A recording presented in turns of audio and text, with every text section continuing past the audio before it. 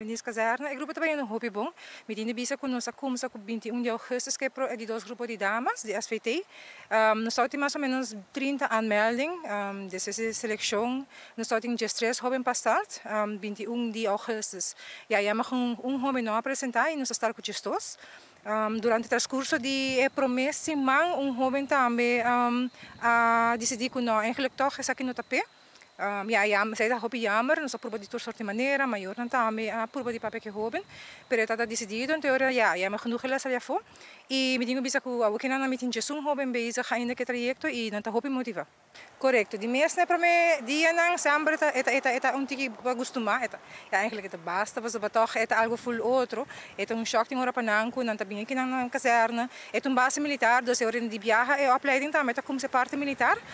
Tu custa estrutura, tu custa disciplina, na hora para se cumprir. Dus toch botar raia que hobby não aqui da push, não queda motivar outro, nos mês queda motivar não.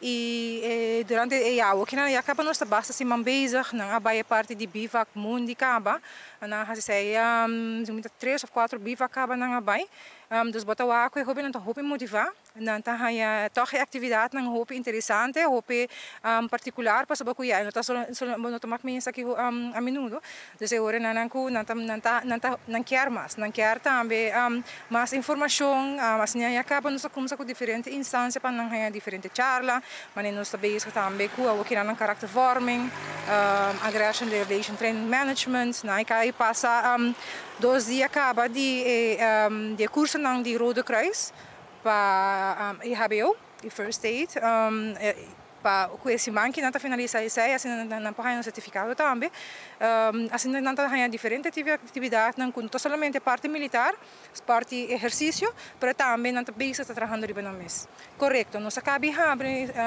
inscrição para o grupo de muitos homens, aí também vira formação social SVT grupo de 7, nós vai estar 4 de março 2024 que é grupo de 7, me tenho visto nós temos seleção, procedura de seleção, então se tem hobby não que está masculino entre idade de 7 a 24 anos que tem interesse, não hesitar de começar a registrar, nós temos link riba nos Facebook page e não acaba não para começar a informação e nós tomamos contato mais pronto possível para afspraak.